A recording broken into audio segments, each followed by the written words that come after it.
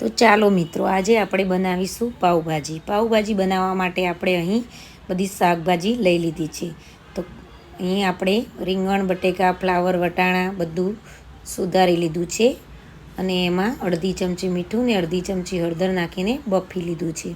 તો જો ભાજી આપણી બફાઈને તૈયાર છે. અહીં આપણે સામગ્રી બધી તૈયાર કરી લીધી છે. કાંદા ટામેટા ઝીણા સુધારી લીધા છે, આદુ મરચાં લસણ વાટી લીધા છે, એક કેપ્સિકમ સુધારી લીધું છે. તો અહીં 2-3 ચમચી આપણે બટર ગરમ કરીશું. એમાં આપણે થોડુંક જીરું નાખીશું.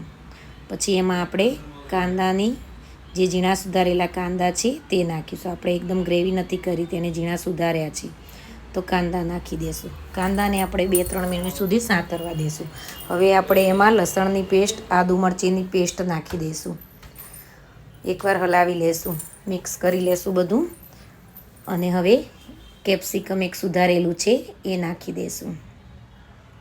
એને પણ આપણે મિક્સ કરી લેશું. હવે આપણે એમાં જે ટામેટાં ઝીણા સુધારેલા છે એ નાખી દઈશું.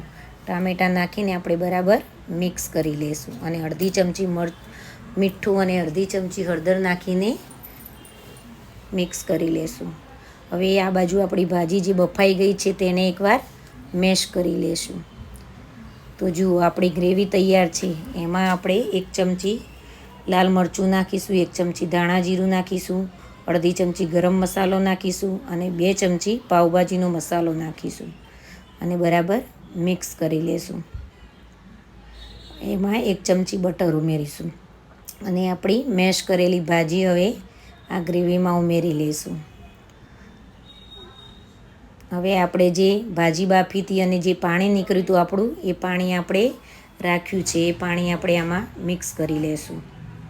1 લીંબુ નીચોઈ દઈશું અને કસૂરી મેથી થોડીક નાખી દઈશું. હવે 5 થી 7 મિનિટ આપણે ઢાંકી દઈશું. તો જુઓ, આપણી ભાજી બનીને રેડી થઈ ગઈ છે.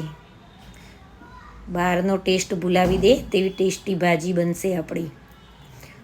હવે આપણે આને ઉપરથી લીલા ધાણા નાખી દઈશું અને થોડુંક બટર નાખી દઈશું ઉપરથી.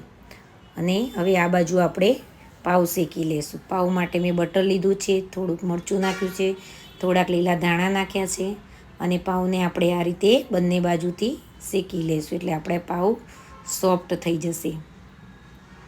ત્યાં સુધી આપણે 2-3 મિનિટ સુધી ભાજીને ધીમા ગેસે થવા દેશું. તો જુઓ, પાઉંભાજી આપણી બનીને તૈયાર છે.